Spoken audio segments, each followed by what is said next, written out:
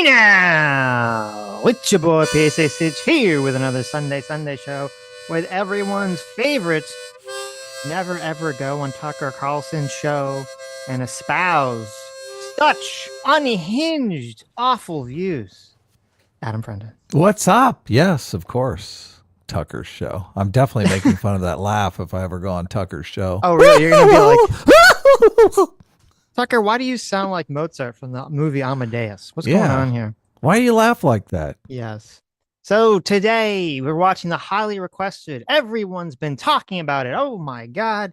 Tucker Carlson finally interviewed Nick Fuentes. Yeah. This is like the internet's exploding over this. It has almost 5 million views already. Yes. Yeah. I remember before this, when they were kind of feuding, didn't Tucker call him a gay fed? Yeah. Tucker says in this accusation. interview, I thought you were a Yes. fed. Yes. And he also apologizes for calling him gay, which, I mean, there's a high likelihood that Nick Fuentes is gay. There's a high likelihood that that's probably true. Wow. I don't know if you saw it. We're probably not going to watch any of it because I don't know the legitimacy of any of this. Owen Benjamin put out like a 25-minute video on X accusing Nick of being some sort of, let's say, groomer of children and hanging out with groomer of children for explicit purposes. So, No way. yes. Owen Benjamin did? Owen Really? Benjamin did, Wow. Yeah, he went hard. So anyway, today we're going to be watching that. Now, we're not going to watch the whole thing. We're going to jump around through it.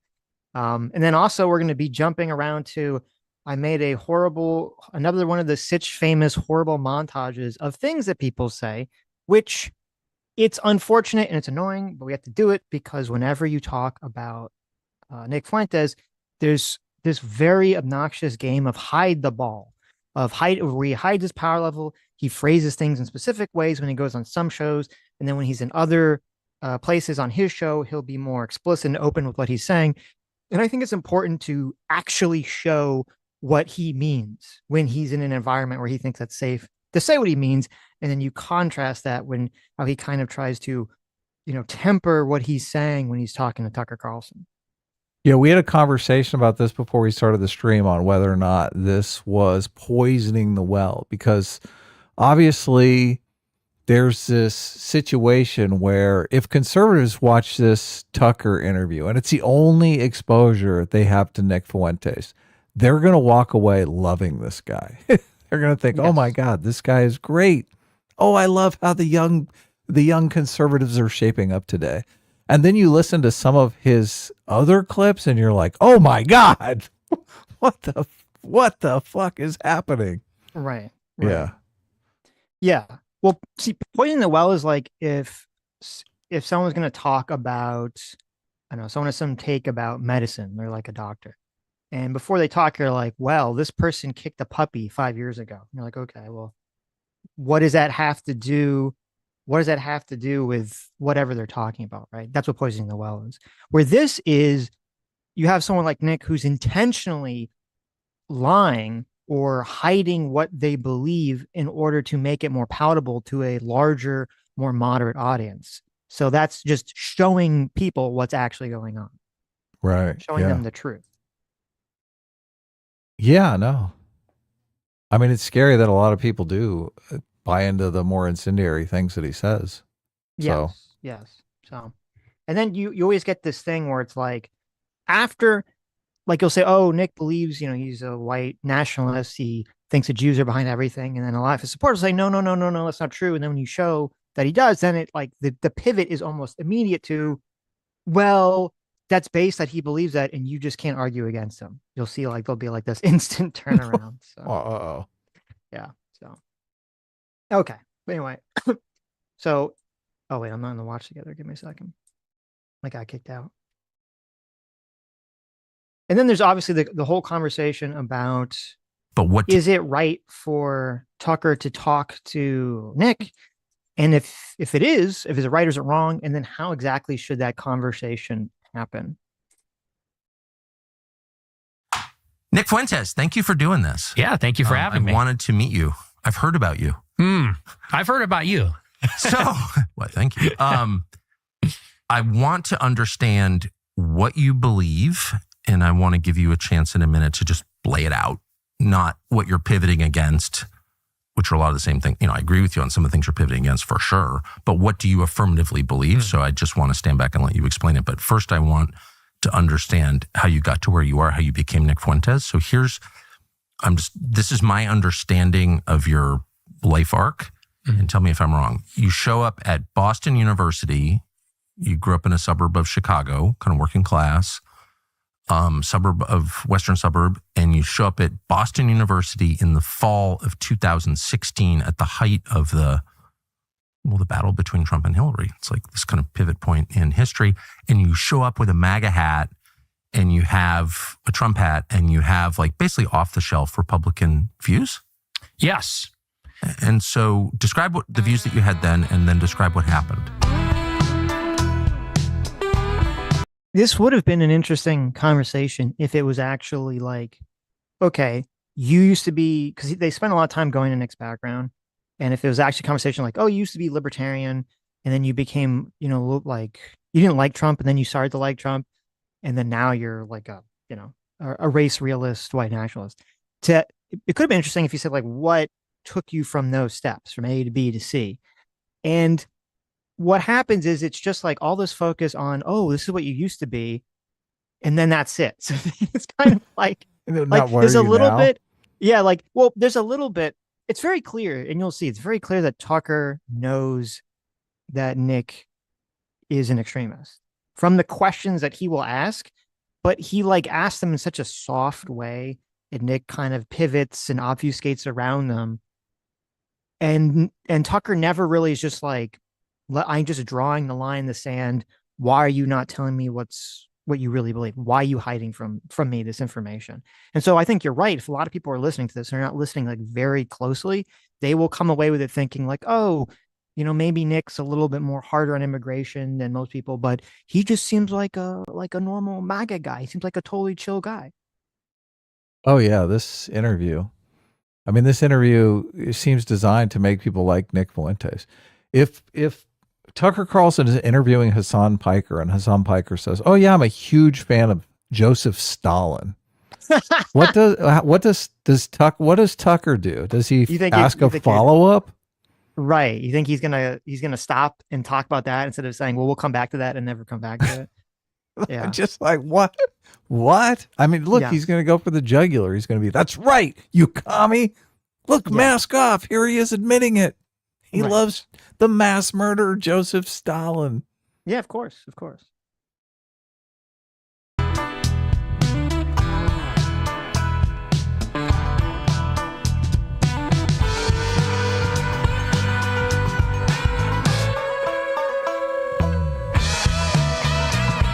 Are we allowed to comment on this? Just how long is this intro? Jeez. Are we allowed to comment on this intro? Do we have any country music fans in the audience? Well, this is part of Tucker's rebrand, okay? He's got to wear the little vest. He's got to be in a wood shack out in the forest. He's got to talk about how the demons attacked him in his sleep. He's rebranding. Tucker Carlson from New York City. New York City. That's because Tucker Carlson is from New York City and spent the majority of his life being a East Coast libertarian. Doesn't mean that he's not found his soul in the heartland of the American woods, wherever he lives, like Maine or someplace. Tucker likes both kinds of music, country and Western. There you go. Yes. That was painful. So when I was in high school, I was very political. I was reading a lot of the libertarian stuff, Austrian school, Chicago school, economic type literature, because that's what was popular at the time. If you went online in the early 2010s, that's all the conservative content there really was. That was the most extremely online type stuff. Libertarian economics. Well, yeah, basically kind of the remnant of the Ron Paul revolution. Yes. The Young Americans for Liberty, PragerU, which kind of skews a little more, I guess, conservative, but very basic small government, individualism, libertarian type stuff. So you watch PragerU videos? Oh, yeah. I was in the Prager Force. What's that? It's a Facebook group for college kids, and they promote the PragerU videos. Wow. to the college students and high So school you really were a students. product of the moment. Absolutely. And how'd you feel about Trump? Well, initially, I didn't like Trump. When the primary started in 2015, I considered him to be a statist, Yeah. which sounds so ridiculous now. No, a lot of people thought that. Yeah.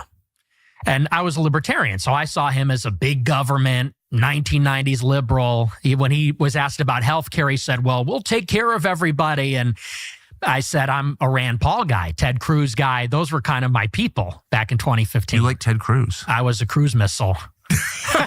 Does Cruz know this? I don't think so, no. I was actually on his campaign.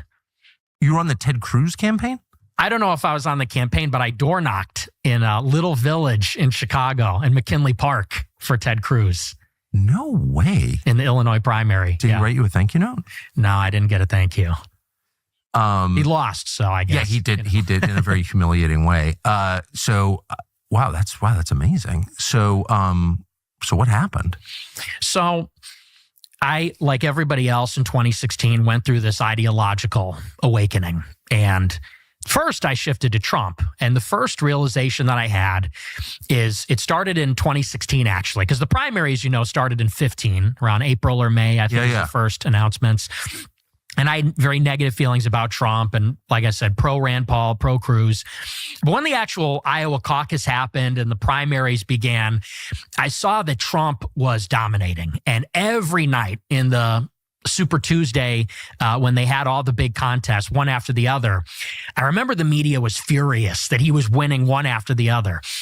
And I remember thinking to myself, like, structurally, if I'm a libertarian or a conservative and we want to change the country, we have to win elections. If you want to win elections, you have to bypass the media. I sort of had this realization that the media was really standing in the way. Course. They were the problem. And I had this realization that all the conservatives and Republicans up to that point were afraid to take on the media. They, like Mitt Romney, would cower before them and were so apologetic and so weak. And so initially I said, I actually don't ideologically agree with Trump at all, but he will destroy the liberal media, or at least their monopoly on thought and opinion. Yes. And then a breakthrough can occur. So that was kind of the first hump. And I said, I could get behind Trump because he's a winner. He'll win for our side. And that was kind of the first big thing. And then as I listened to him more and more, his speeches and his rhetoric, I started to think about immigration. Which you hadn't really considered before? Never. And the reason why is because I was from a 95% white suburb. So the diversity had not really reached my corner of Chicago yet. Okay. So it's throughout this interview, I don't think he explicitly says it, but he makes it sound like he's a Trump supporter, which he actually isn't a Trump supporter. And it's funny because he was actually trying to sabotage Trump from winning the last election. And he kind of vacillates back and forth now on whether that was a good thing or a bad thing. And exactly, whether it made sense to do that or not. And so here, let me just show you too. This was during the last election cycle. Okay. Not that long ago, during the last election cycle. Oh, and right now also, and we'll come back to this, he hates JD Vance with a burning passion because JD Vance married an Indian woman and has Indian children.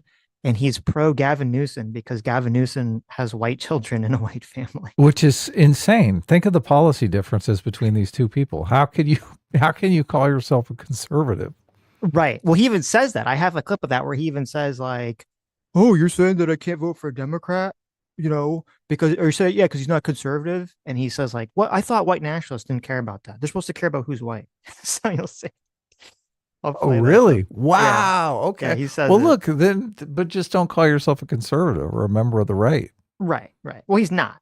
I guess he's like the far right, but he's not a conservative by most people's standards. Mm-hmm. So this is what he was. Plenty of racists on the left these days, right. Sitch. Plenty. That's true. But they're racist against different groups of people, right? They're racist against white people. They're pretty much all racist against Jewish people. Let's just be clear here. Nobody likes the Jews. Okay, yeah, they get it from both ends. But so this is a clip. This is from last year, And here he is like threatening the Trump team. Okay. I'll take all my followers and I'll go to Michigan and we'll do things I won't disclose now. And maybe we'll prevent 10,000 people from voting that otherwise would have voted Republican. And they say, you'll hand the country to Kamala. I know. And good. Wow. What you think there'd be a question there from Tucker? Like, well, why did you support Kamala in the last election? If you're saying that you're like the future of the right, what's going on here? Tucker is not going to do any of this research. No one on his team is going to do any of this research. He realizes that Nick Fuentes is popular now, so he's just going to invite him on the show. Yeah. He wants to poach part of his audience. Something that they fear. And by that, I'm not insinuating violence. I'm saying cause the GOP to panic. The GOP is terrified that the Groypers are so popular and we are going to fucking torpedo them over Epstein, Israel, Vance. Damn right we are. And they should fear it. Because the message is this: give us another candidate or we will make him lose. Try again. Roll again. You don't want us to make a problem for you? Well, then you better make us happy. Get this fat fuck out of our face, or buckle up and have 4 years of Gavin Newsom. We did 4 years of Biden. We lived. Everyone's going to be fine, actually.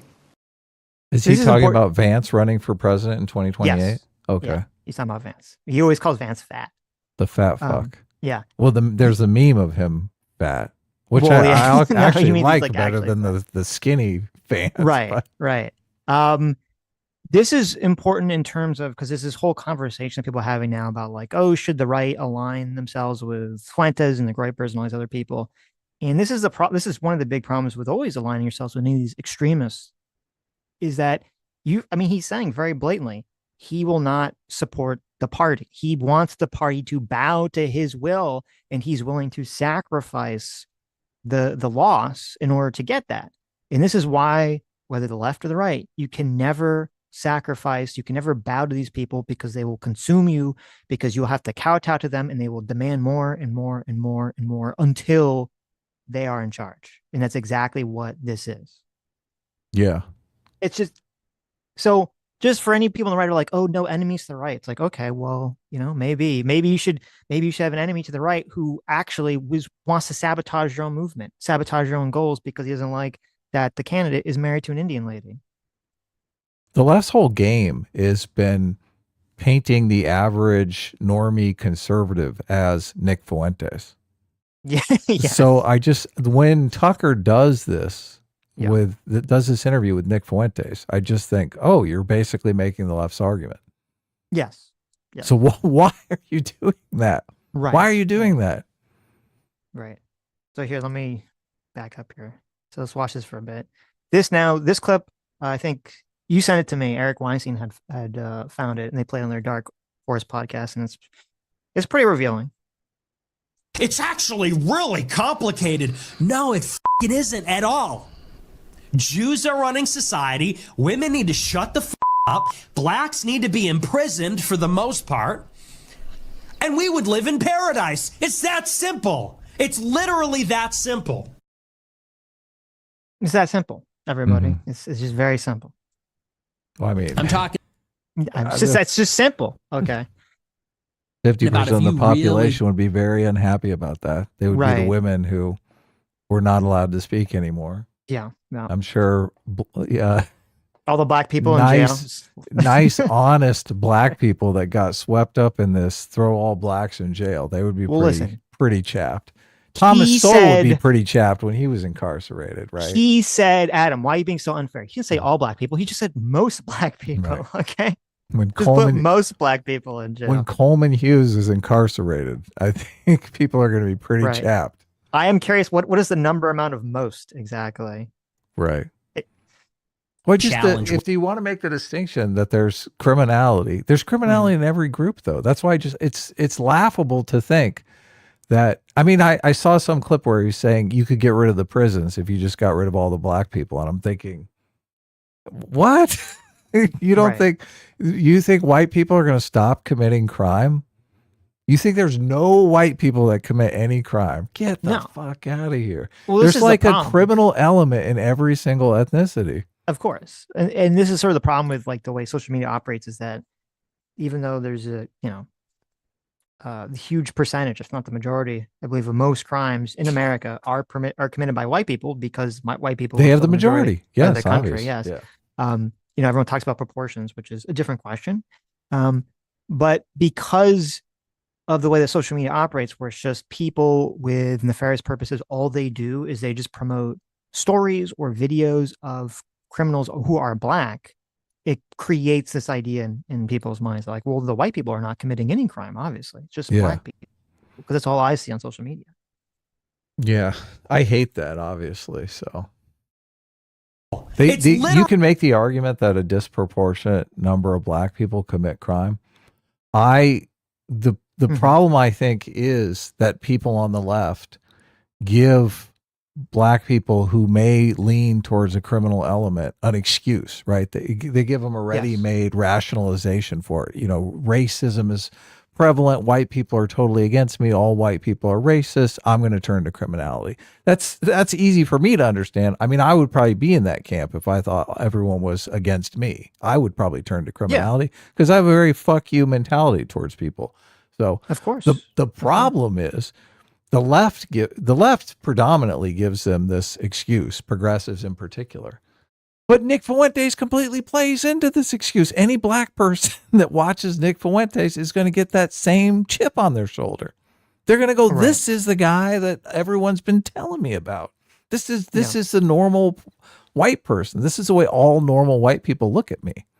And they're going to think, oh yeah, I am turning to a life of crime. It's a self-fulfilling prophecy. It's terrible. So he's not doing anything to remedy the problem. No. Really that simple.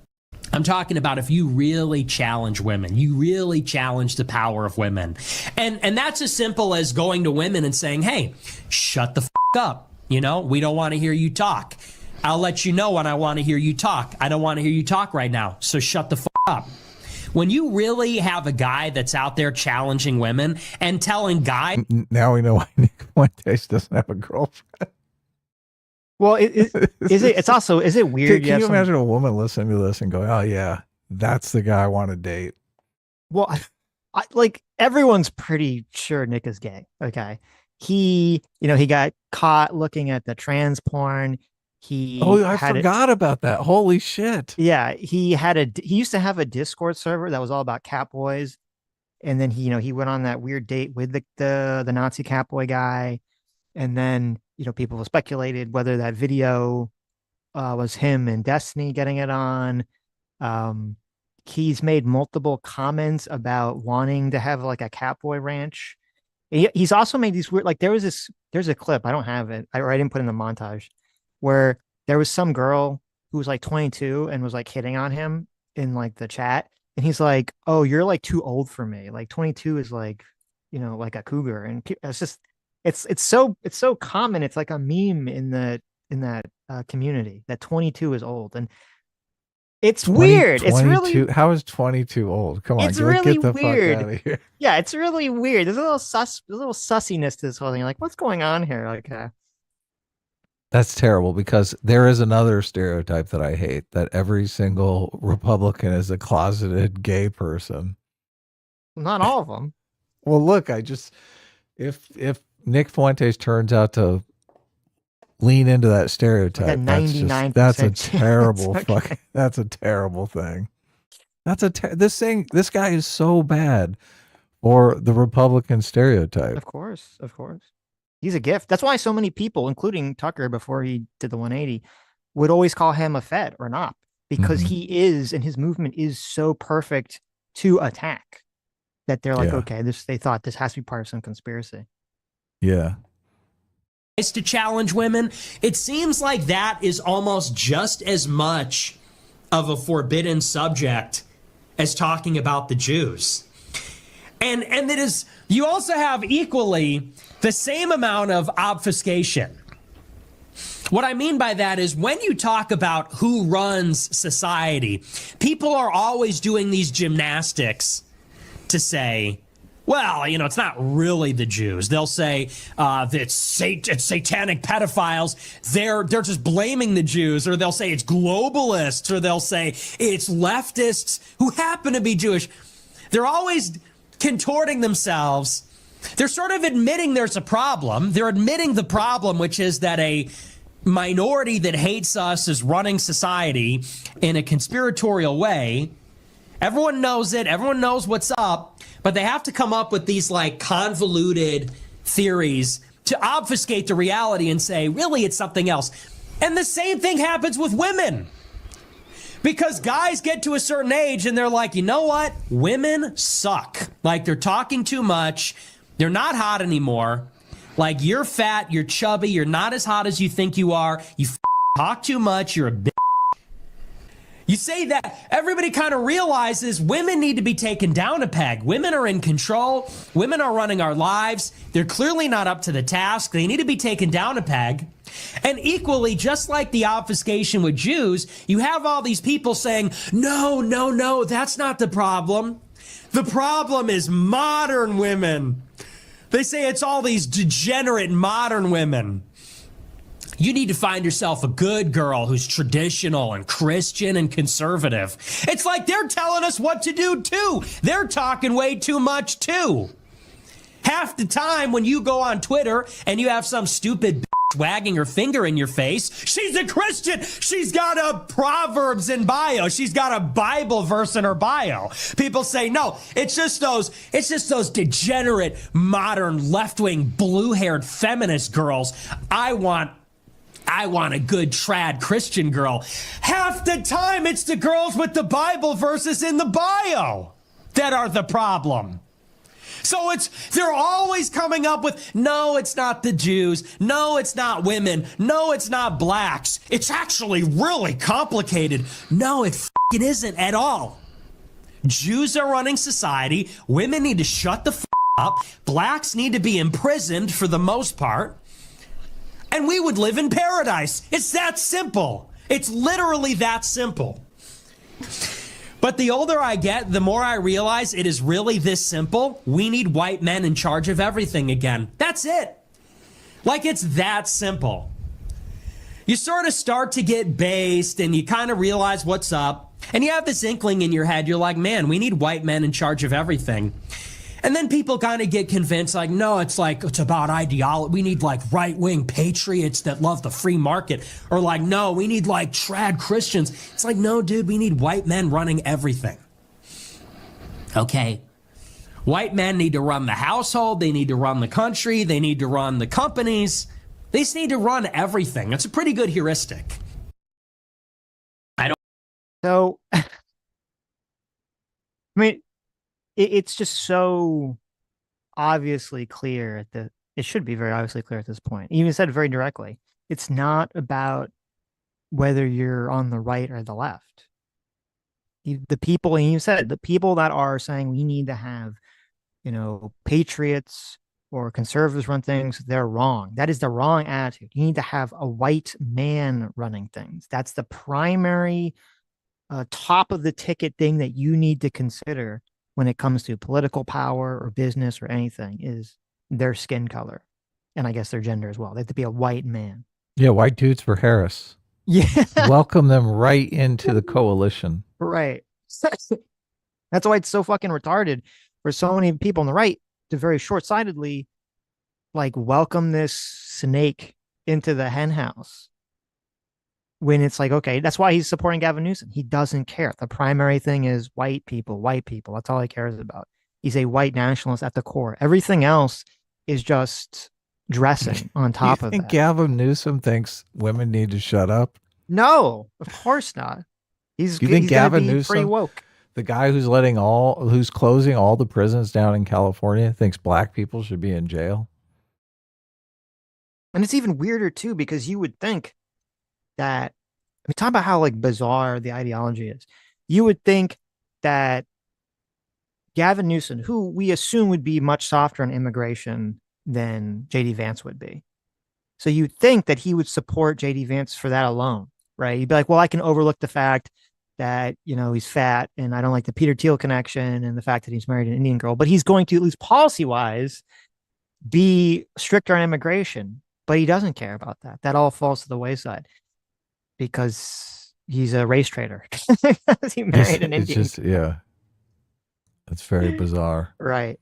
It could be, it could also be, I wonder if, so a lot of these people that are very extreme, very radical, they always want the situation to get worse. They don't want it to get better because they understand that the only way their radical movement will gain power is if people get angrier and things deteriorate.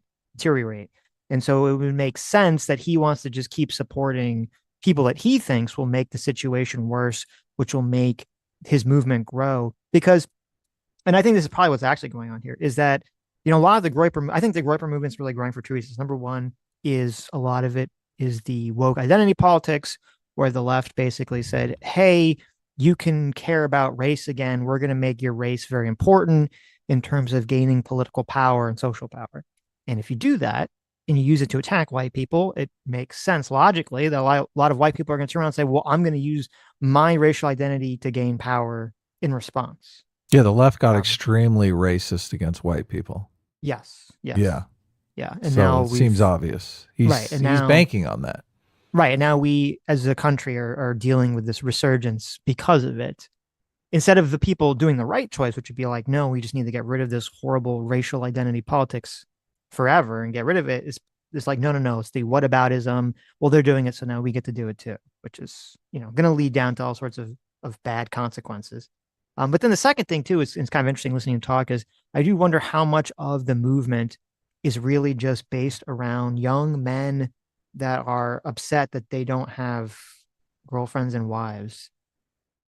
Well, and good jobs. And good jobs and the ability to own a home. Right.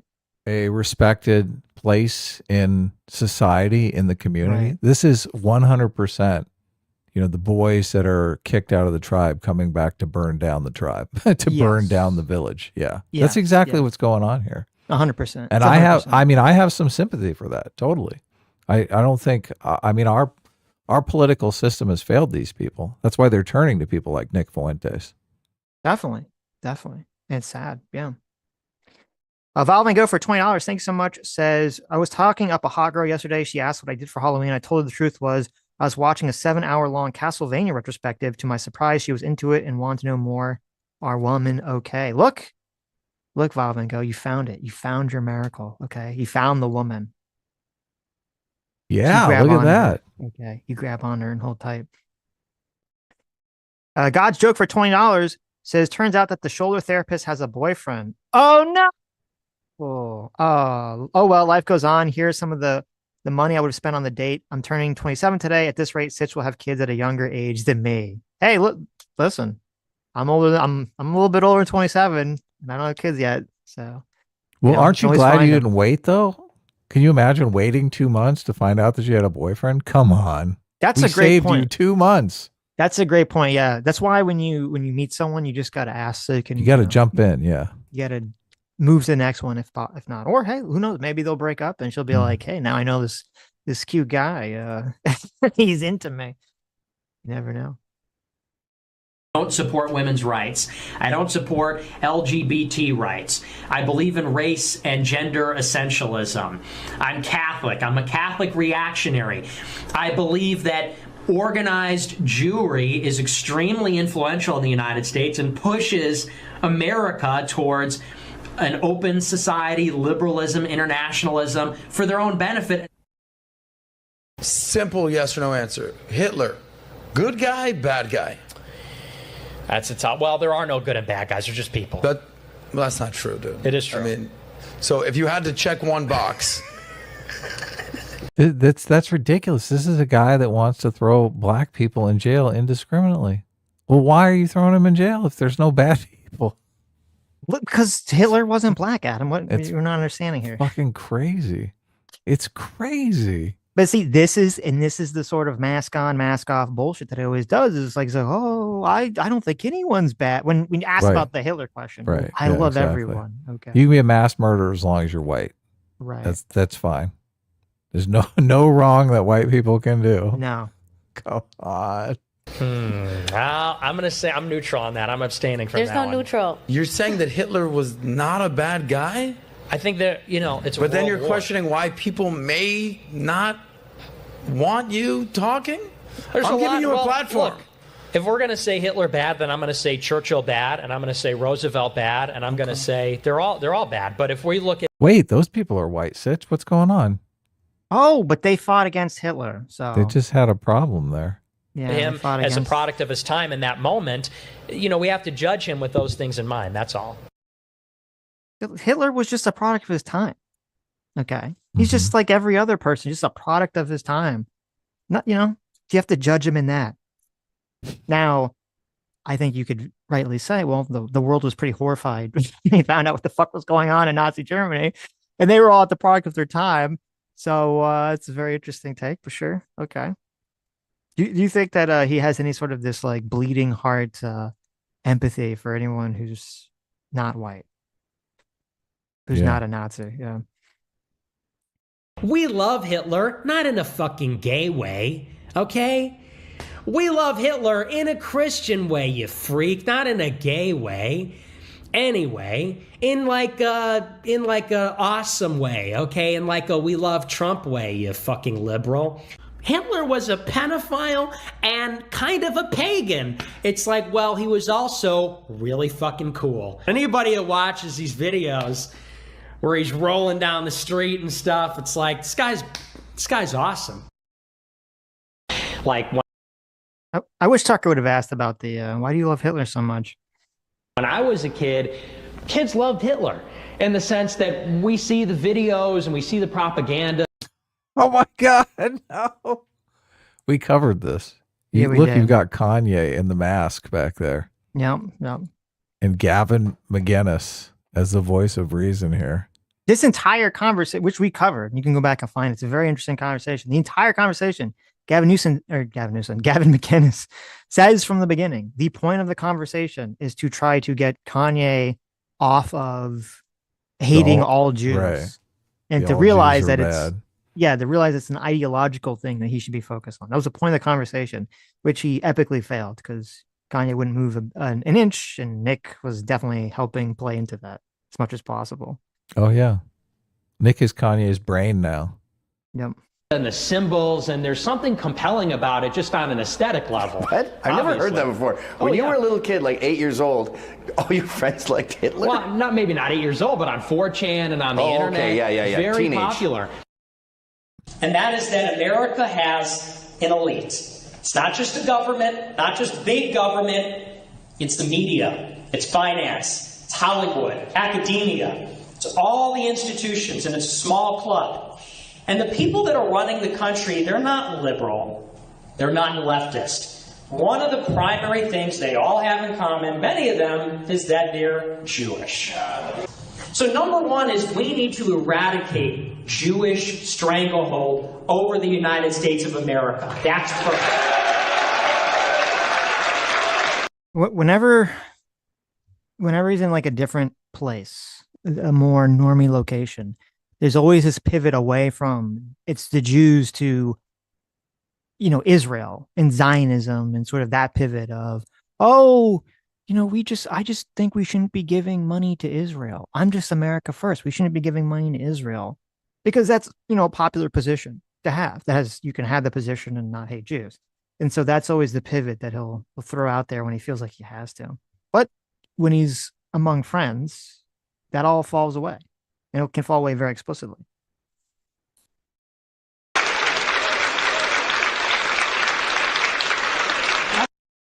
And that brings me to one of my last points here, which is about the reality of race. People say, well, is it about culture? Is it about assimilation? Is it about these things? Can we have a merit-based system and leave it at that? A colorblind meritocracy, everybody can come in. And the answer is no. The only answer is that we're different. We're different people. And the European civilization that we get in Western Europe, which we've transplanted over here in the United States, it doesn't come from a creed, it doesn't come from a culture, it doesn't come from ideas, because if it did, they would do it over there. They could do it where they live. It's because of who we are. It's in our DNA, it's in our genetics. Europeans produce Europeanness. White people produce a white society. As a consequence, it's only white people that can continue a white society, which is what we will have happen at any cost. That's the imperative. It's just such bullshit.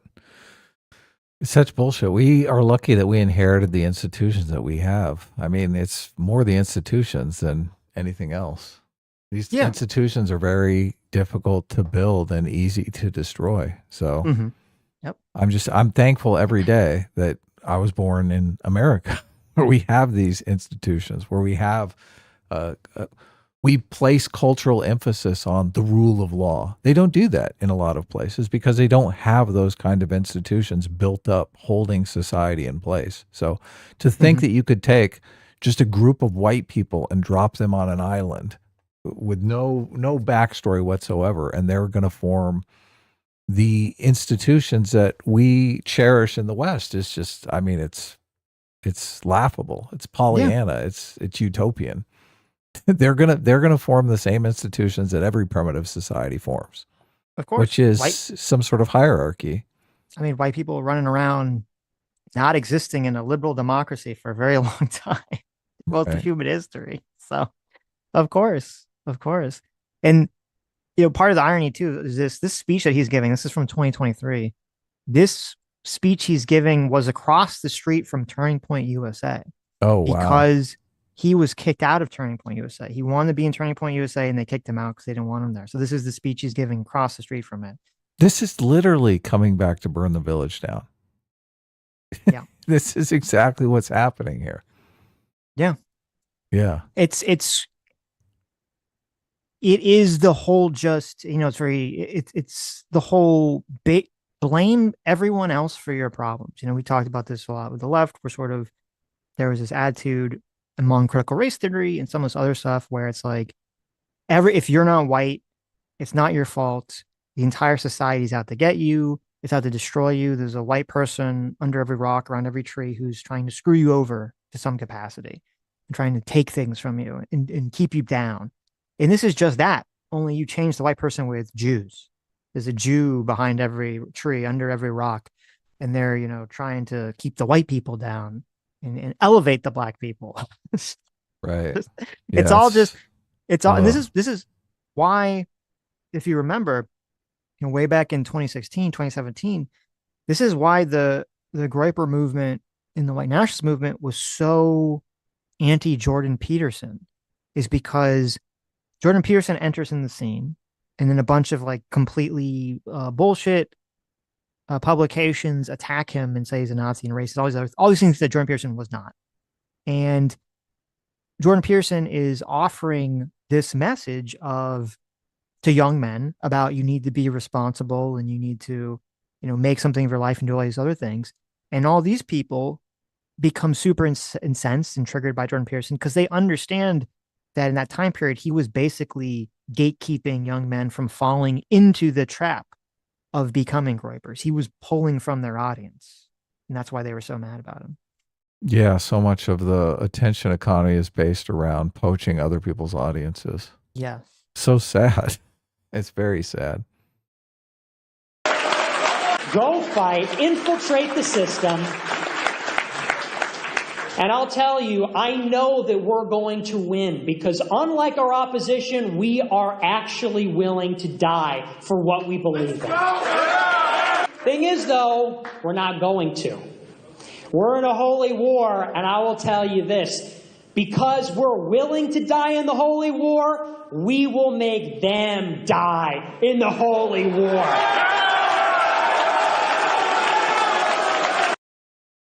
It's a little disturbing. Very disturbing. What does that mean? Okay. This is just, it's not an extreme thing. It's not an extreme thing whatsoever. We're just talking about being in a holy war and making people die. All right. It's, we've talked about a lot. Part of the danger with Hamas and all these other organizations is that they have a philosophy of death being a good thing. It's okay if you die because you'll be rewarded in some afterlife. And Nick definitely brushes up against that.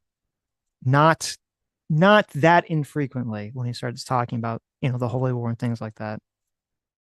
It's interesting how so many people are anti-war these days, and they frame it as sending young men to die off in some older person's war. Yeah. But young men are so eager to die for a cause.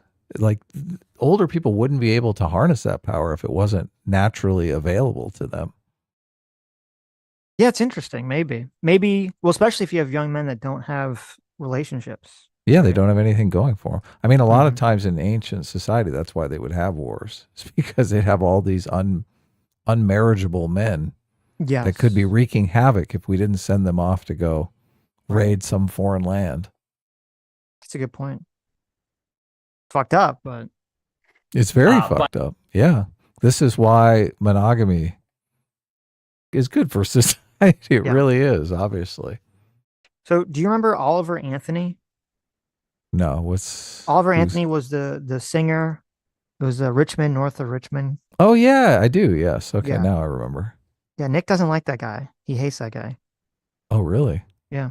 Huh. He There were some clips, other clips. I didn't include them because this is already like over an hour. But um, it's weird. I didn't know this until I was looking into this yesterday. He really does not like poor white people at all. He's kind of a massive classist, which Mhm. is kind of interesting. Elite overproduction. Is that what's going on here? It definitely feels that way. Yeah.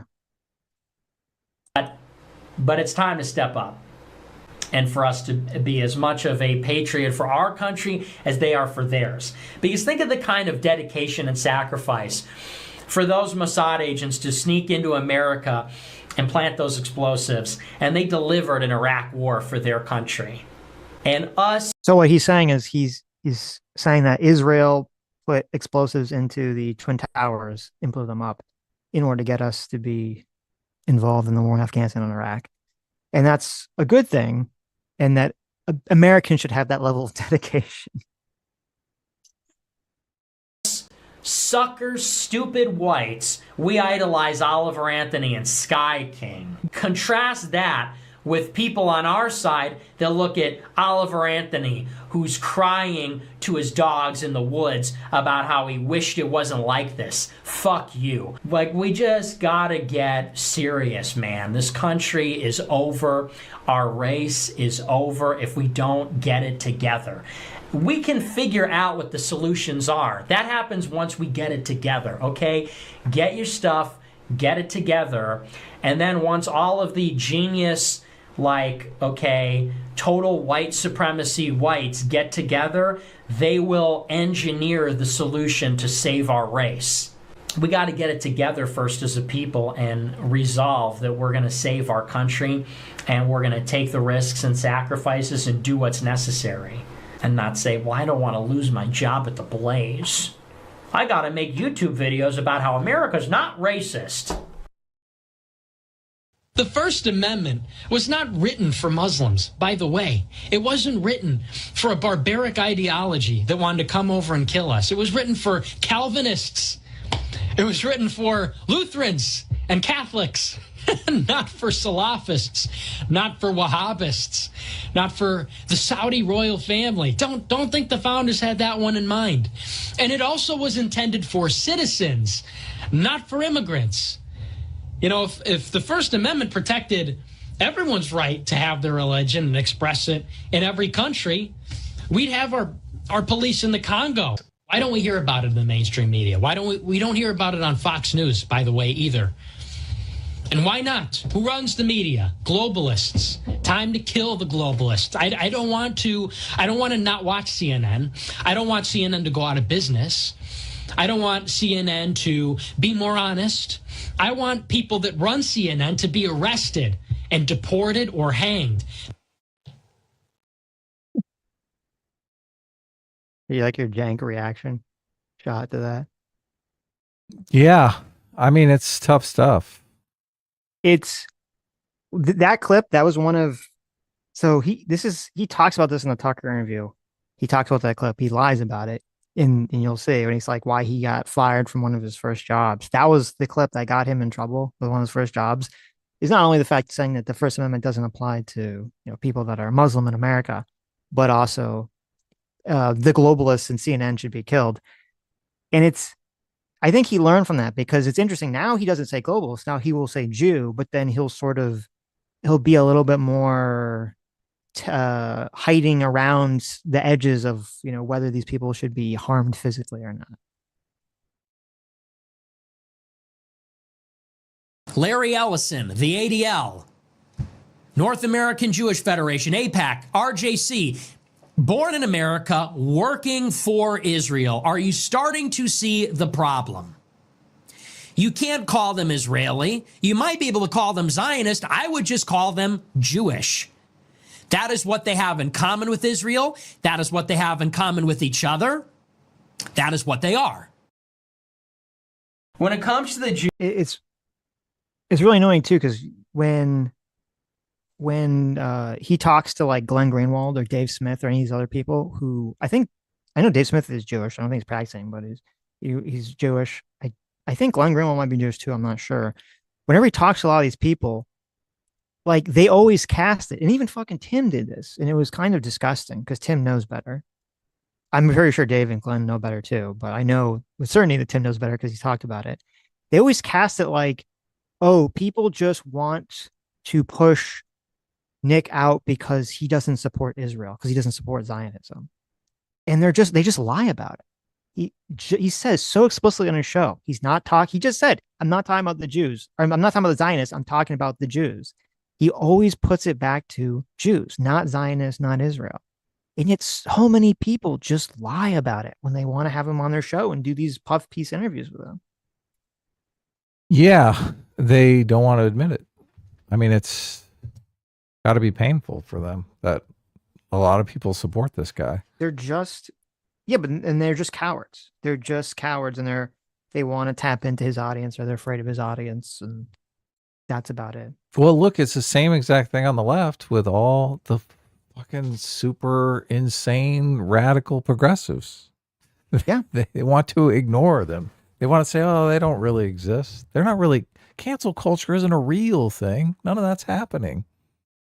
Right. And it's unfortunately, and we'll see, but it seems like there is a possible trajectory where the right is going to mimic the left in that regard, where the left sat there and they placated the more extreme, radical, far left people until they started to take over the entire movement. And, you're right. They would say, oh, those people don't exist, or they're just a few college kids, or blah, blah, blah, blah, blah. And they allowed to gain more and more and more prominent mainstream appeal. Or I should say, I don't think wokeness was ever really had mainstream appeal, but it was kind of like foisted on people through these institutions. And it's weird because it seems like this shit with Nick and the white nationalism is going on that same trajectory now. A couple of years ago, I would not have thought that would be the case. I would have thought it would have just been kind of stuck to its own corner of the internet. But I mean, how insane a Sophie's Choice is this now, right? You've got the radical left and the radical right. Those are our two electoral options. Come on. Well, hopefully we'll see, because a lot of it's going to depend on 2028. What is that? What is their choices going to look like? I'm hoping that it's not going to be that choice between some socialist and some white nationalist. I don't want there's the meme of the choose which horrible ideology do you want to support, and you have the Nazi swastika and the Soviet sickle. Yeah. Don't be a cuck centrist.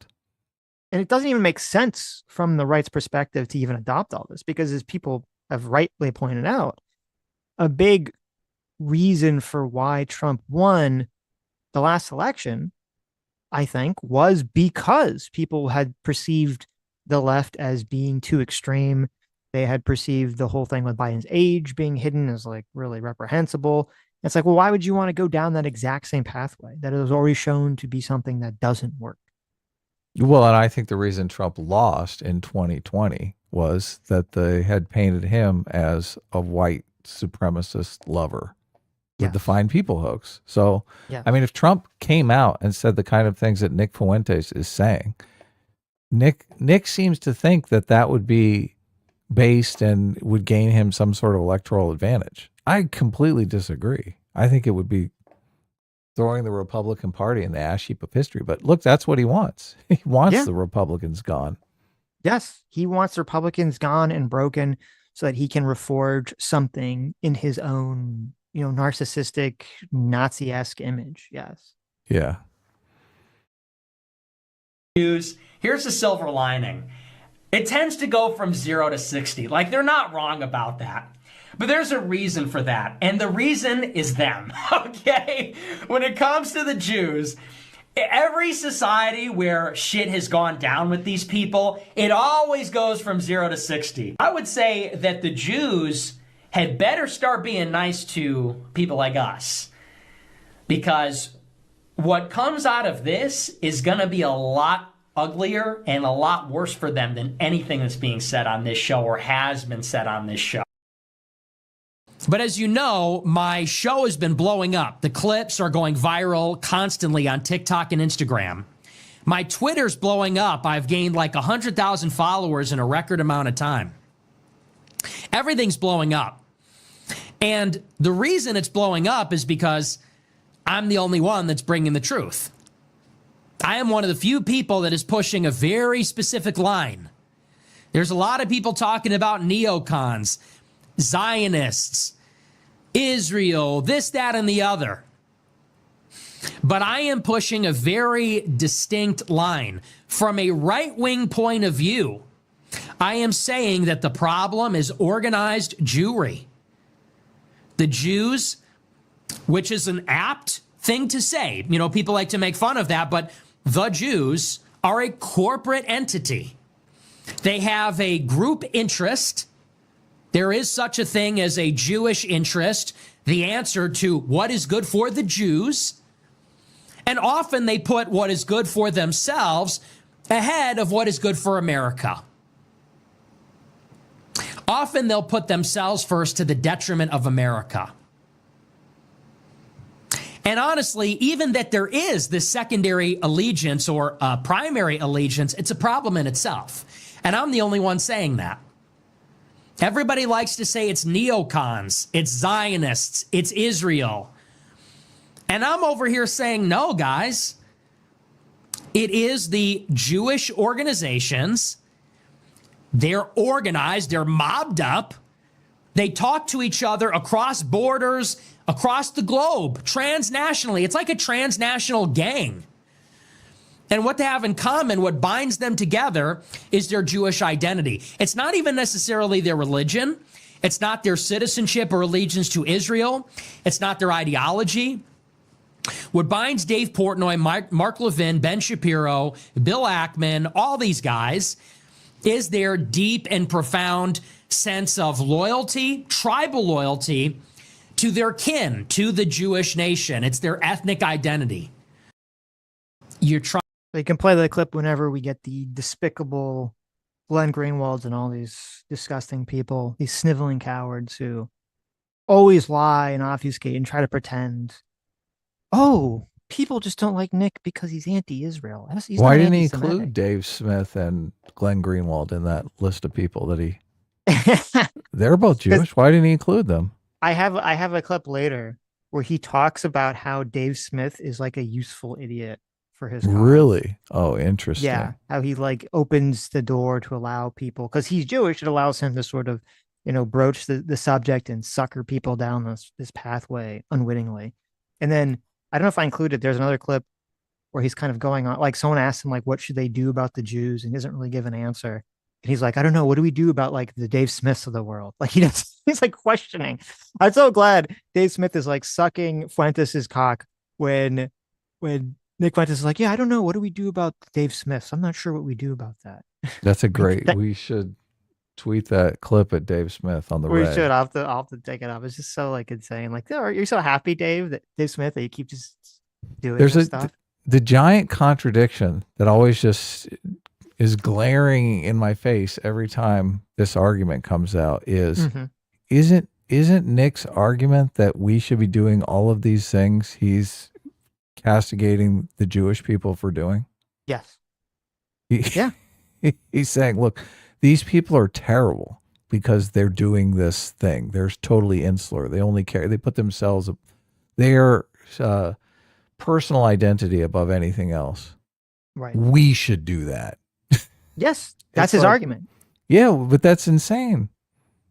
It's very bizarre, but you're right. It is Is it a bad thing? Should we be talking them out of doing it? If it's a bad thing? No, because he's saying it's a good thing and that white people need to do it. Right. So if it is a good thing, then why are you complaining so much about them doing it? Well, because they're doing it because they're better than you. They're doing it better than you. Oh, okay. Right. That's like saying, look, we need to play football and being the losing football team. Well, and it's getting so funny pissed off that everyone's beating you at football. Yes, that's exactly what it is. And it's funny too, because like Fuentes, his last name is Fuentes. He's 25% Mexican, supposedly, according to him. He wouldn't even he's so on the white this.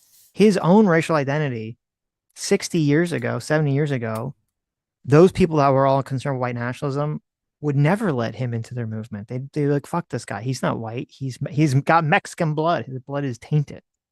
Right. And it's like the KKK back in the day, it wasn't just white. It was very specific. They're like, well, you have to be Anglo-Saxon. They didn't even like Catholics, which Nick is a Catholic. They didn't even like Catholics. They're very anti-Catholics.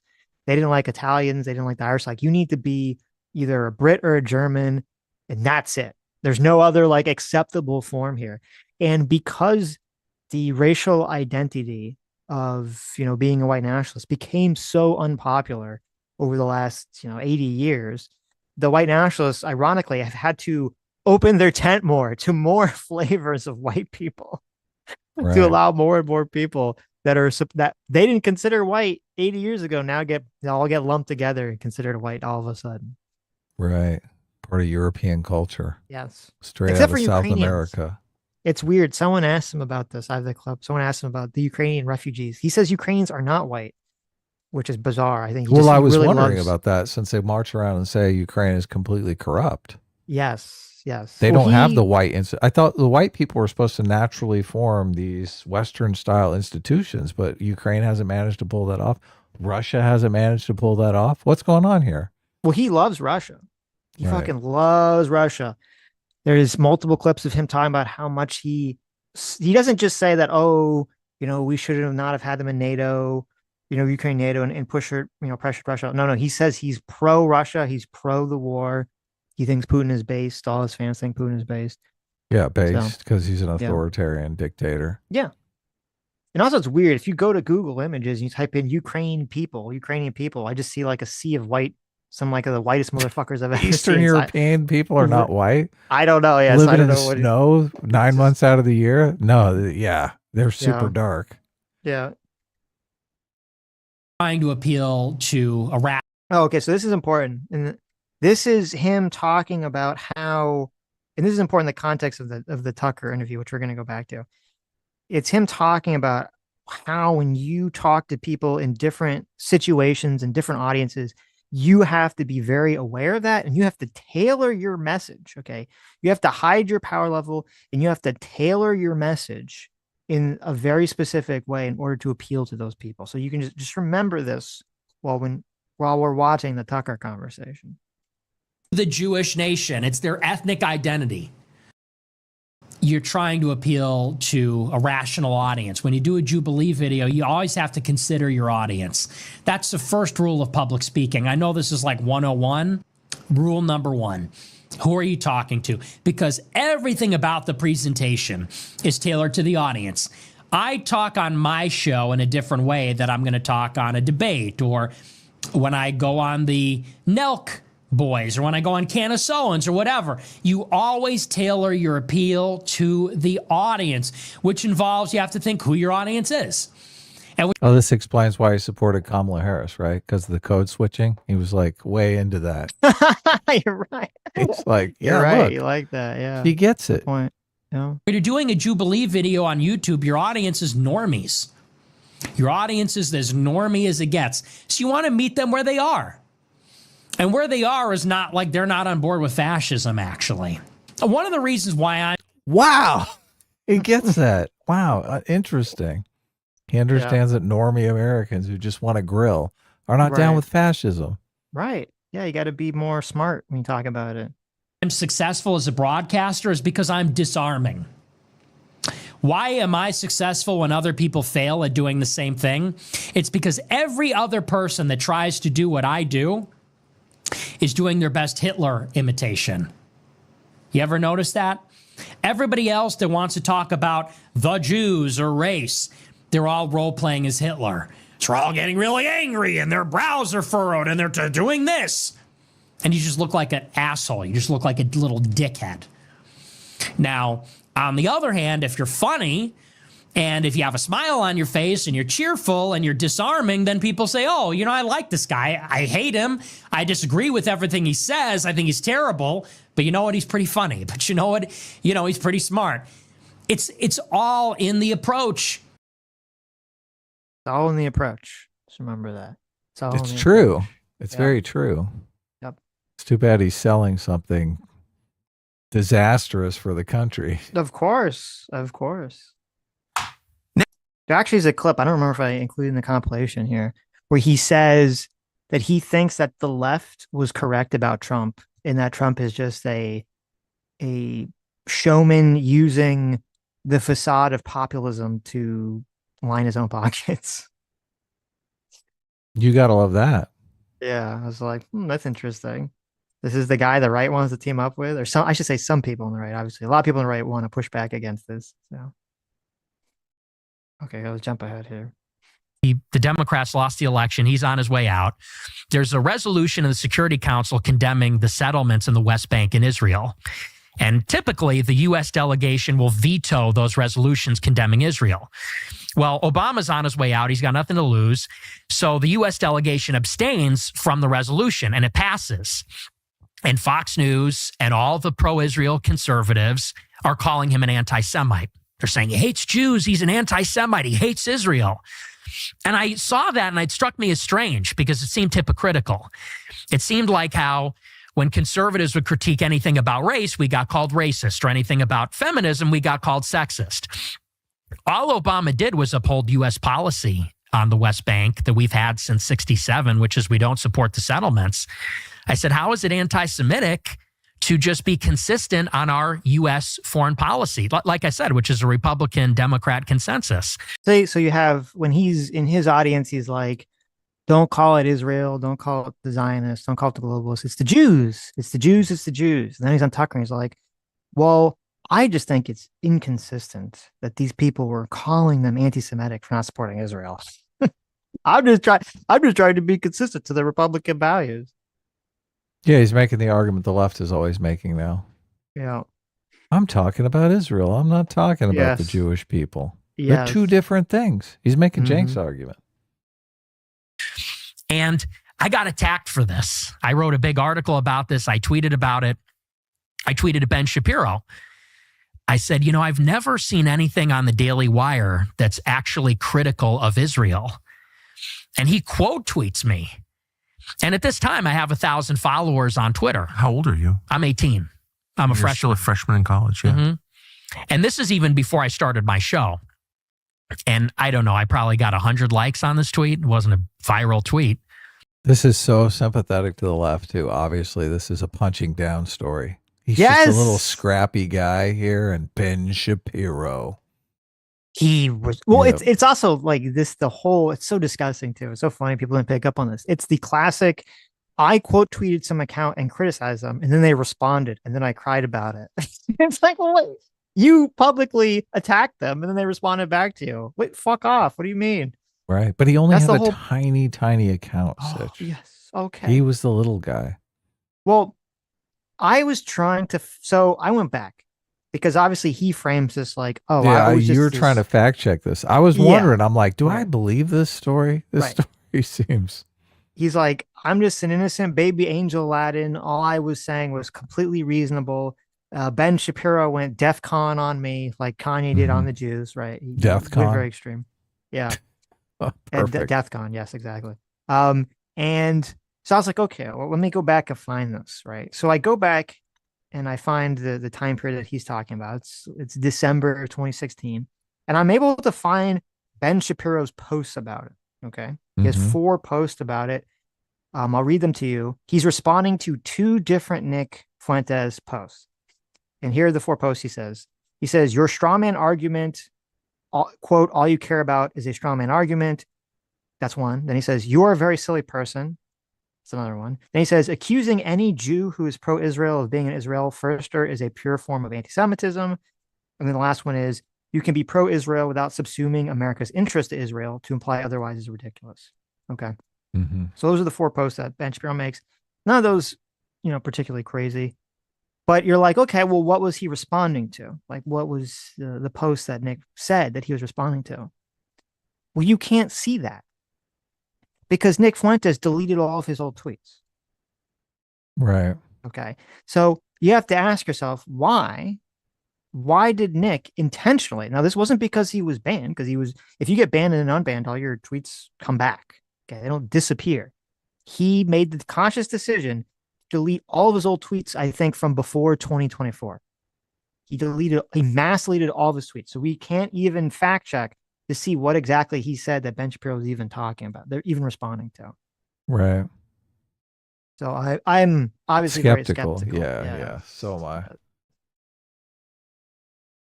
He quote tweets me and says, to accuse a Jew of dual loyalty is the surest sign of anti-Semitism. And this is how it sort of begins. And I see this tweet. And by the way, that was on Christmas Eve in 2016. He immediately called you an anti-Semite. I also find tweets like, well, he sent this to me on Christmas Eve. When did you write your post, Nick? Was it also on Christmas Eve? Was he just replying to you the same day or the next day? Yeah. Was he tweeting on Christmas Eve and sending all this stuff about the Jews? Yes. That's what I wish I could tell. On my way to church. Right. We all know why we all know why. We all know who killed Jesus. Yeah, exactly. We all know why we're going. Yeah. I wish I could tell what day it was, but somebody deleted all their tweets for some very specific reason. They deleted all of the evidence for some very specific reason. Right. So I'm driving to Christmas Eve Mass with my family, and I see on Twitter the notification comes up. Ben Shapiro quote tweets me, calling me an anti-Semite. And I was like, what is this? Why is this guy attacking me? Because I don't have a platform at this time. I'm not an influential guy or anything. And so then I put out another tweet similar. I said something like, if you're China first, you should live in China. If you're Mexico first, you should live in Mexico. If you're Israel first, maybe you should go live in Israel. And again, he quote tweets me and says, you're an anti-Semite. That same night? This was, I think, a couple weeks later. Happened a little bit further down the line. And so... Were you surprised that he knew you were? Yeah, I was. I was surprised at why he cared. Yeah. Because I'm thinking, how does he even know who I am or what I'm about? And it turned out that Cassie Dillon, she had texted him earlier and she wanted him to take me under his wing. She texted him after that debate and said, you really like this guy. He's amazing. He did this great debate. She goes, but he's a little too pro-Trump. He's a little too Trumpy. And he goes, I'll take a look. And so I guess the two of them were kind of grooming me in a sense.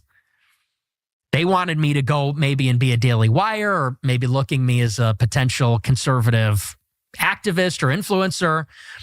And so they started paying attention to me. And the more critical of Israel I was, I started to get this really intense pushback from the both of them and from a lot of the people at Daily Wire. Why do you think? And see, and that's where, and this is where Tucker just completely does, because he does try to question this later, but this is really where he's just helping the propaganda, because that's what Nick wants to push. He wants to push the propaganda of, I was just anti-Israel. I was just questioning Israel, and then they attack me. See, I'm not a racist. I don't hate Jews. I just want to spend money on Americans. And you need to challenge that because it's a complete lie. It's none of it's true. Right. He is an anti-Semite openly. I mean, he says it. Oh, it's no mystery. He talks about it. Just played the montage. Yes. So you're an 18-year-old college freshman. You're clearly talented and you're engaged. You're really interested, and you ask not crazy questions like what is this? Mm-hmm. And rather than you're just asking reasonable questions, just very reasonable questions. Yes. This is a calculated attack on the right. Yeah. This is basically saying, look, I'm just a baby angel and the right is attacking me just for asking questions about Israel. Right. Yeah. And then once you have a bunch of people on the right who do attack Tucker for this and say, why are you giving him the softball stuff? Unless you've seen the montage like I played, and we'll play more of it later, you're going to buy into this propaganda. You're going to buy into, it really is Israel. Totally is propaganda. Can't wait for the Dave Smith is a useful idiot clip, because I've been saying that for years. It's probably the only place I agree with Nick Fuentes. Yes. Yeah. they just call you a racist, call you an anti-Semite. Like, that's the first response. That seems like the least effective. Well, it turned out to be not very effective in your case, but that seems like the least effective thing you could do. Why do you think they did that? Well, I think that you have to look at it not in retrospect, because hindsight is 20/20. And so looking back, you could say they made a terrible mistake because look at sort of what they provoked or what they catalyzed. But at that time, you got to consider, I'm 18 with no following, with no network. I'm coming from the suburbs of Chicago. My parents didn't go to college. I have no connections. And so for them, it was very easy that if they detected that a promising young guy was going to become anti-Israel in the conservative movement, they could crush that person easily and grind them under the heel. So they sort of were alerted, oh, there's a precocious young guy that isn't on board with Israel. We'll keep an eye on him. And if he gets too vocal or popular, we'll cut him down. We'll crush him. Because at this time, as you know, in 2017, it's a very different time. 2016, 17, any criticism or dissent on the subject was a death sentence. You became radioactive, unhireable, blacklisted, and that's exactly what happened. And basically from then on, it was just this escalating series of blacklisting, censorship, hit pieces, rumors to try to ostracize me from the movement. And while you're a college student? Yes. As a freshman, yeah. Most coffee.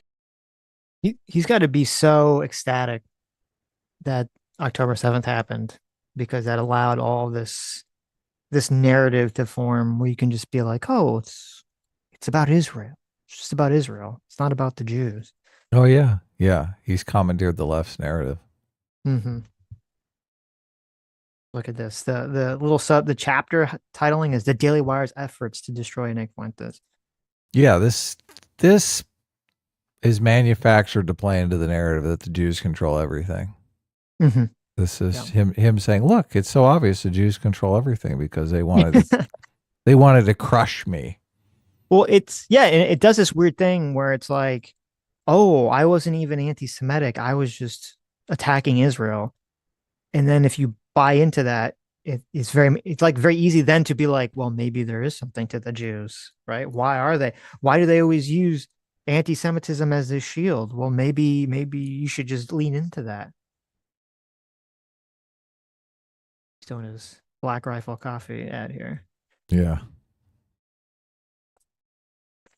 Jason Wallington for $20, thank you, says the absolute peak of comedy of Nick having to say he doesn't love Hitler in a gay way. Yeah, right. It's so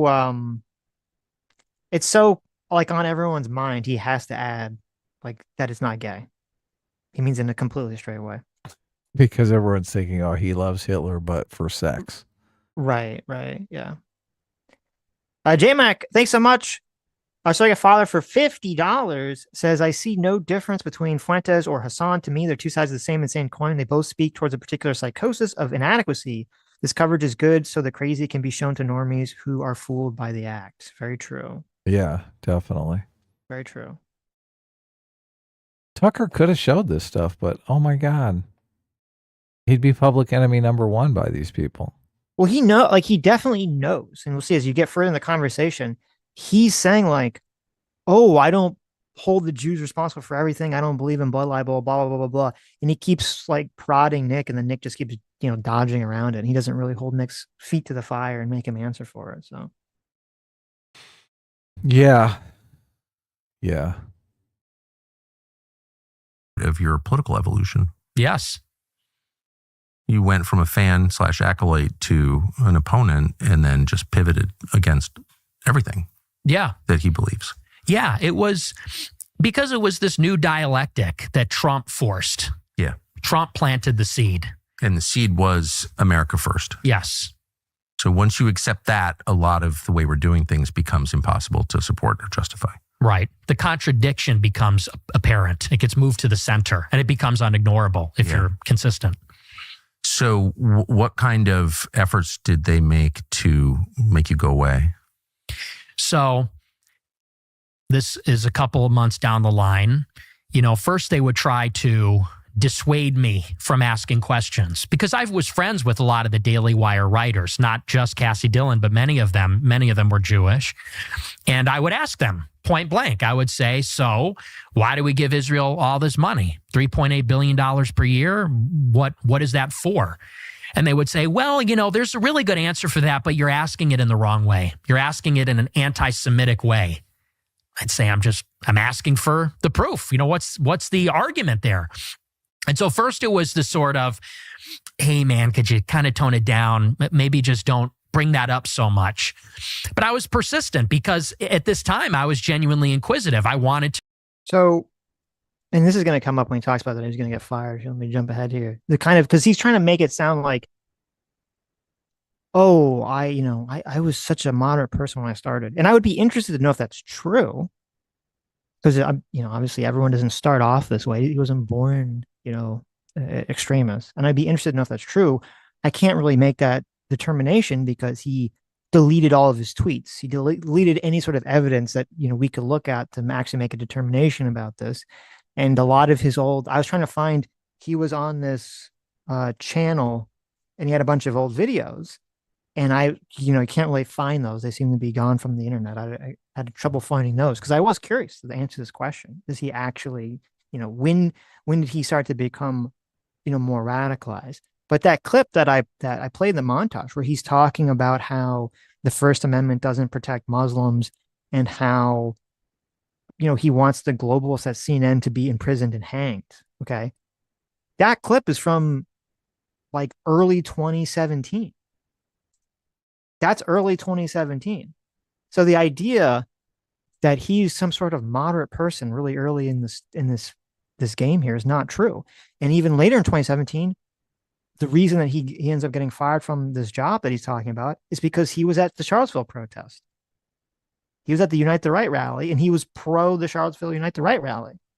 Right. And that's why they fired him. So this is all happening in 2017. So the idea that he's like, oh, I was just this totally moderate person and then I got, radicalized because I was attacked by Ben Shapiro is just because completely not true. It's a complete fantasy. That's not the true narrative. Yeah, No. Boys tend to start off more radical and get more moderate over time, obviously. Right. I mean, that seems like the natural progression of things, right? Yeah. What? As I said, I wish I could check. I don't know because he's deleted so much of his own stuff and it's so difficult to find the original things here.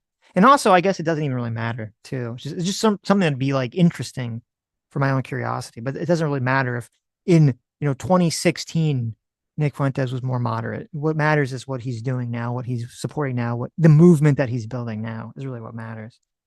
Yeah, I've seen clips of him saying he might say it in here that he's gotten more moderate over time. Life is a moderating force on people, obviously. And I don't even think he's just lying. It's not even true. Yeah. That he's gotten more moderate. Yeah. The only thing it's funny because the only thing that he was even getting some pushback on, which I do have a clip of, so he supports it, is that he didn't believe I don't know if he's changed his mind, but at least in the clip that I saw, he didn't believe that Israel killed Charlie Kirk. That was like his most moderate take. He's like, I Right. don't. He's like, Candace is like crazy. I don't think Israel killed Charlie Kirk. Your friend said that to you. Yes. Wow. Okay. So what happened to your job? The Right Side Broadcasting gig. Eventually I got fired. I got kicked out. Why? Because one of these clips that Cassie Dillon had a problem with, she ran it up the flagpole. She took it to Media Matters, actually, which is a left-wing outfit. They're like a cancel mill. And wait, the Daily Wire person took it to Media Matters? Yes. Are you sure? I'm 99% sure. Huh. Well, colluding with the enemy. Look at this. I know. What's the clip? It was a clip, ironically, where I was talking about the travel ban, the so-called Muslim ban, and I was defending it. And I said that the First Amendment does not protect foreign nationals. It doesn't protect Salafists, Wahhabists. Right. He's like, I said, they're saying that there's a constitutional right for radical Muslims to come here. And I said that, how are they protected by the First Amendment? They're foreign nationals. And the authorial intent of the First Amendment was actually not even to protect that to begin with. It's kind of anti-Christendom radical ideology. So it's something, ironically, that probably Shapiro and Cassie would agree with, but they recognize the currency that a clip like that would have with the left, because the left could say, you're Islamophobic, you're racist. So she brought that. So you think it was, well, here, let's go back for a second here. Okay. It's actually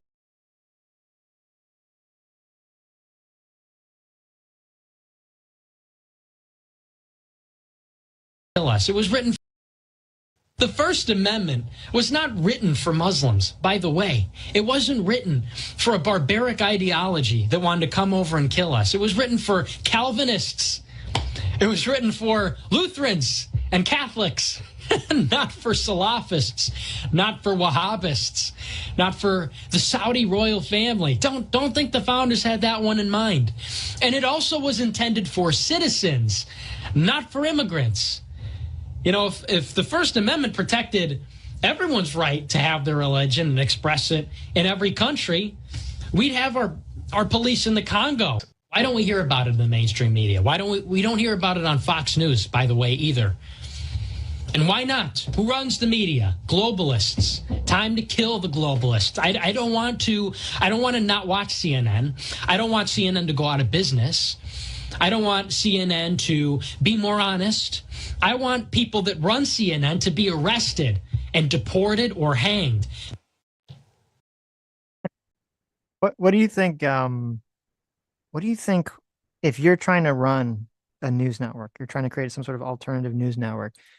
What do you think the issue is with that clip? Do you think it's really like, oh, well, he said the First Amendment doesn't apply to Muslims, or is it I want CNN, the people that work at CNN, to be hanged and killed? I think it's probably the violence, the Yes. political violence. Right. Advocating for political violence is like a clear line. Right. Yeah. Now, did you notice when he's explaining this clip to Tucker, He doesn't leaves bring the that part about advocating. He doesn't go, Tucker, by the way, I was advocating for violence in that clip. It was so based. yeah, by the way, Tucker, I maybe said that the people at CNN should be killed. Yeah. Okay. I did say that. Maybe he should have brought that up. No, he doesn't bring any of that up at all. And then on top of that, now it's kind of interesting because I was trying to find an article or something that like mentioned this, because it's obviously I don't really, and no one should trust Nick Fuentes' recounting of any of this stuff. But because he says, and it's weird because he says that he was fired and rehired and then fired again. I don't know what's going on there. It's very strange. But I did find an article from 2017 that talks about Nick being fired from this organization. This is from the Alabama.com. Okay. August 30th, 2017. It says teenage alt-right figure Nicholas Fuentes, who gained attention and scrutiny after attending the white supremacist rally in Charlottesville early this month, is no longer affiliated with the Auburn-based Right Side Broadcasting Network, which aired his controversial America First, confirmed RSBN CEO Joe Seals. Quote, RSBN prides itself on our diversity, as we are a company loaded with folks of all different backgrounds, he said in an email to AL.com. Nick was just taking things a little too far into right field for us. The separation, which SEALs termed as mutual, was first reported last week by Media Matters and occurred after Fuentes revealed that he went to Charlottesville to support those protesting. The removal of the statue honoring Confederate General Robert E. Lee. It was honestly a mutual decision based on both of our interests, says SEALs. We brought the issue up of Charlottesville being a huge distraction and not falling in line with some of our core beliefs, and ultimately all of us decided it was best to end the show. So you have them saying that the reason he got fired was because he went to Charlottesville and he was part of the Unite the Right rally. Right. Do you think that he says any of this to Tucker? No, of course. I saw the interview. He doesn't. He none of doesn't this say comes any of up. this. Yeah. No, of course. It's just the Daily Wire did it. Yeah, the Daily Wire went to the enemy, Media Matters, and they tried to take him out because he was anti-Israel. He loves Jewish people. He just, obviously is against Israel's foreign policy. Yeah. The Daily Wire made Nick Fuentes go to Charlottesville. Obviously. There's a funny clip, and I'll play it to the montage, where he's on a PBD podcast, and they played the clip of him Nick saying that interracial or race mixing is degenerate, is the same level of degeneracy as having sex with a dog. And PBD's asking him like, why are you trying to be shocking? And Nick's defense is like, well, it was a setup. Someone was secretly recording me, and it was a setup. It's like, how is that a setup? Someone asked, if someone says like, "Hey, Sitch, how do you feel about interracial marriage or race mixing?" I'm like, there's nothing wrong with that. What do you mean it was a setup? Did someone make you no one makes you compare it to like having sex with a dog unless you actually believe that. It's not a setup. And here's like the same thing. It's like, oh, it was the Daily Wire. Daily Wire made me say these things, made me do these things. If you knew that someone was secretly recording you, though, wouldn't you say the most incendiary thing possible just to get them? Of course. Well, he asked them because he could have said that. PB asked him. He says like, "Well, do you really believe that? Or are you just being shocking?" And he doesn't. He pushes back. He doesn't say that he was just being shocking. He could just say, "Oh, I didn't mean it as a joke." Blah, blah. No, doesn't say any of that. Would agree with, but they recognize the currency that a clip like that would have with the left, because the left could say, "You're Islamophobic, you're racist." So she brought that to the left, saying, look at this guy. It's not that he's anti-Israel, but he's anti-Muslim. Yes. Well, that's very interesting. Yes. And so that clip appears on Media Matters, which at the time, I was the subject of a lot of attacks from them at the time. And people kind of listened to them. Yeah. Yeah, see? Not questioning the narrative, playing directly into Did it. Did Tucker ever say that certain people should be murdered? Not that I'm aware of. No. Calling him cucker is correct though, because he is cucking out here. So that is appropriate. Cucker Carlson. Cucker, yeah. Okay, let me jump ahead a little bit here. At this point. So at this point, I'm realizing that something is deeply wrong here in the conservative movement, because we were led to believe in those days of the campus culture wars and Gamergate and all that, is that we're the marketplace of ideas and we're about free speech and the rest of it. And here I am being like nuked from orbit by Ben Shapiro as a kid, and for asking what I thought were reasonable questions. Because I didn't come from some strange background. I come from a normal home. My parents are Catholic. They're married. We came from a relatively affluent suburb. I went to Lyons Township. That's like a very affluent high school. In other words, I didn't wake up as like the son of, William Luther Pierce. I wasn't like a skinhead or something. I was like a normal guy that was like, yeah, like country's too diverse. We're too pro-Israel. Like this is reasonable. And I was just getting sandbagged for it and blacklisted. And what's more, nobody cared. Like, because I remember going on Twitter and saying like, why isn't anyone sticking up for me? Where's Dave Rubin? The free speech warrior. Where's he on this one? Where's Shapiro? Where's all these people? And in some way, they were all sort of complicit in this. So I realized that the conservative movement was completely bankrupt in that way. Yeah. Well, and I became very radical. Thank you, Tucker. Like he's like, well, none of these Republican organizations wanted to associate with my white nationalist message. And so they were being hypocritical. Tucker's like, yeah, well, you're absolutely right. They were being hypocritical. They weren't defending you. Nobody, no one on the right why would anyone on the right want to associate with this message? They don't believe it. Not only most of the people on the right don't believe this shit. They're not fucking racist. But then all it's doing is just giving all the ammunition to the left during the time of peak wokeness. On top of that. Yeah. I mean, a lot of people on the right are super pissed that this conversation between Tucker Carlson and Nick Fuentes even happened. So yes, as they should be, because then there's a complete straw man about this whole thing, which Tim brings up because Tim is being a total coward about it. There's nothing wrong with Tucker having this conversation, having an interview with Nick Fuentes, or anyone having an interview with Nick Fuentes at all. There's nothing wrong with that. What is the problem, where there is something wrong, is having him come on and or you suspect that he has very extreme radical views, and you totally whitewash them and make him seem completely reasonable to your audience and just do a bunch of propaganda for him. That's where it's wrong. And everyone knows that. And when we would talk about this, when it was CNN or MSNBC or any of these other outlets doing these puff piece interviews with Hassan, where they would make Hassan seem like, oh, he's just like a very progressive guy. He's the progressive Joe Rogan. He's the Joe Rogan of the left. He's just a progressive guy. None of them talked about the fact that he was extreme socialist, that he was pro-terrorism, that he was in favor of the Houthis and all this stuff. None of them even covered that whatsoever. And we all rightfully pointed out, oh, it's so wrong for them to give Hassan these puff piece interviews. And all the same people who are now doing the straw man of this with Tucker and Nick here, they all understood it when it came to Hassan. But now suddenly that they benefit, they either believe it ideologically or they just benefit from the money aspect of it. Suddenly they play stupid. They play dumb. Oh, you're just criticizing Tucker for having a conversation, when that's not what anyone's really doing. right. Yeah. Tucker had that conversation with Ted Cruz where he was just incredibly insulting and like very mean, and he essentially eviscerated Ted Cruz. And you're like, well, why can't he just do something like that with Nick Fuentes? Why can't he just actually challenge him? Why doesn't he have a clip of Nick Fuentes and be like, well, or just read the quote? Nick Fuentes, you said that it's not the Zionists, it's the Jews. Why are you blaming the Jews for everything? You said that only white people can create white societies. So you think it's something like, you can ask all those questions. You can be actually programmed. You can do any of these things.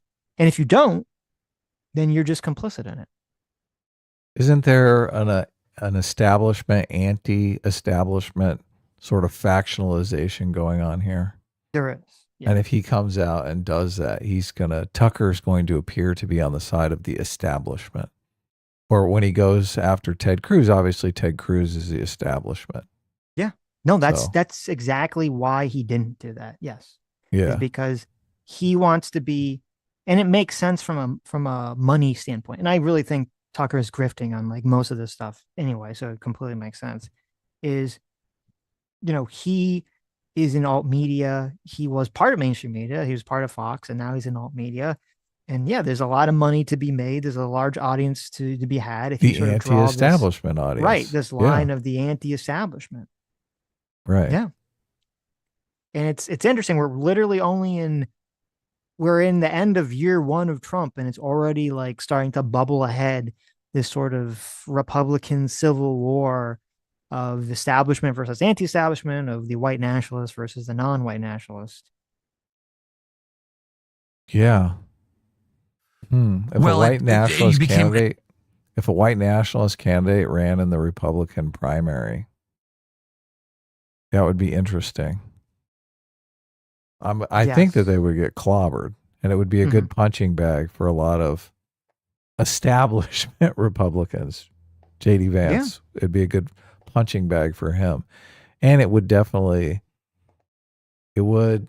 show that the Republicans weren't racist. So Yeah, it would be yeah, that's interesting because I would wonder because obviously, yes, JD Vance or whoever else would be part of the primary. They're gonna go punch on that person. I hope. I hope things are not so bad for the right that they are too pussy to do that. I hope that's not the case. But assuming that's not the case and they do beat up on them, yeah, it would be it would be a good contrast to show no, like this is not where, these people don't stand for this nonsense. I keep looking to Trump because it's so unusual, but Trump did stand up to the people who wanted a national abortion ban. I mean, there's clips of him saying specifically the Republican Party can't be competitive and push for a national abortion ban. So I think he got a lot of credibility from doing that. And I mean, he could have been mealy mouth about it and not really wanted to answer and just kind of been like, giving non-answers like a lot of times they do on the left with around the highly progressive stuff. So I think it would be super interesting if they did have some openly racist candidate in the Republican primary. Republicans probably don't want that just because they don't want to acknowledge that there's any element like that in the Republican Party. Right. Yeah. Because, even though that the other candidates would contrast themselves by speaking out against it, a lot of the media and a lot of the left would frame it like, well, they're just hiding their power level because they know it's not appealing to people. Right. Yeah. Et cetera, This is exactly how they are. They're just hiding it. Yeah. That's exactly right. That's how they would do it. Right. Well, this might come to head in the midterm, or this might come to head not through a direct election, but it just might come to head if Nick keeps becoming more and more popular. And I don't know, for some reason, Trump or the administration has to actually interact with this stuff. So, because they're going to be like, well, you had dinner with Nick Fuentes. You had the conversation about the Nick Fuentes dinner with Trump is very interesting in here. Yeah. So. I mean, let me just say, I'm so familiar with, I was much older when it happened to me and much more insulated. I was not a college student. I was like 45. So, and I was in a much better place to withstand the pressure. But I do think and I want to, this is my main question to you is when you get attacked, when people call you names, like they always called me racist. And I would always think to myself, I'm actually not. I would tell you if I was racist. I'm a little sexist, but I'm not racist. And I never understood why they did that. And then I thought maybe the point is to make me racist. Where you just get to a point where you're like, well, if you're going to slander me, then I'll just become the thing you're calling me. I do think that's a feature of human nature, don't you? And if you stare too intently at the accusers, at the, whatever Ben Shapiro's or Mark Levin's or Ted Cruz or whoever it is calling you names, it like distorts you and you actually change and become what they say you are. Have you thought that ever? Do you worry that happened to you? No.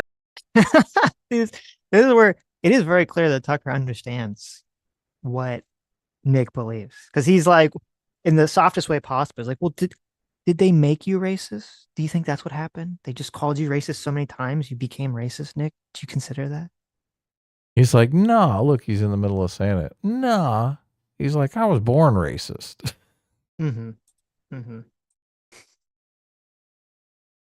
Martin, the panda for $20 says, have you ever stopped to think that maybe you're the extremist? Or you're their extremist? That centrism is the true radicalism. And that the far left and the far right are the defaults. You're the troublemakers. Yeah, exactly. Such troublemakers. I know, we are. Thank you, Jason Waltington, for the 10 gifted memberships. Yeah, thanks. Welcome new members. Yes. No, I don't think it ever did because I know who I am. I had a very firm grounding of what I'm about, which is that I was deeply Catholic, and I still am, deeply patriotic and pro-American. And I don't consider myself temperamentally to be an angry or a hateful person. So I never, in other words, lost my center. They say this thing about you look into the abyss and the abyss stares back into you. That never really happened to me. I was frustrated. I was frustrated because I felt like I was being denied a level playing field, opportunity. And it wasn't fair. I felt like I was right. And these people that were basically hypocrites, grifters, not really conservative, Jews, they were controlling the conversation. And as a consequence, they were controlling the Republican movement. And I really perceive this as like an urgent crisis. Because if we wanted Trump to deliver America first, to realize it, it had to, the Trump movement had to transform the conservative movement to reflect the victory that Trump won. So, and I won't keep torturing you with biographical questions, but I do want to, like, so how you get, your show gets canceled, you drop out of college, you have no money, you decide you want to work at the Leadership Institute, which is like a conservative think tank of, or some organization of longstanding in Arlington, Virginia. Mm-hmm. Can't get the job there because you're worried about immigration. It's all pretty amazing. And then, like, where does that leave you? How did you succeed? Well, I continued doing my show. I did it independently. What does that mean? How do you do it? How do you do a show independently? Like, how did you do it? I started a YouTube channel. Yeah. And I was in my parents' basement, and I put up a green screen. I got my computer, webcam, and I just started going live every night in the same way that I did at RSBN. I just did it on my own channel where I had creative control over it. And at that point, I basically mounted an attack on the conservative establishment from the outside. I sort of realized that there's sort of two ways you could play this. You could infiltrate the conservative movement. I could recant all my views and apologize and pretend to be one of them and bypass the gatekeepers, the censors. I said, or I could kind of be in the wilderness and I would be alone and I would be radioactive, but I could challenge the credibility and There's something in the thing that says your stream has been temporarily blocked because we detected video belonging to someone else. So, oh no. I think the stream probably went down. Is it The Tucker? Carlson, probably. I didn't think to check. The chat is all F's. Yeah. TOS. Damn it. Yeah, I know. Huckster.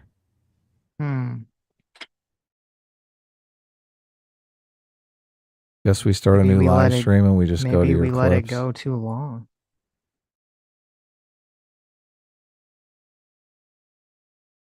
Let me see here.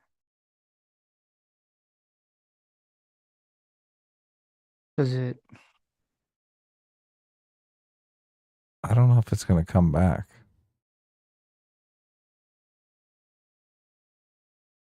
It's weird because I don't see on our channel.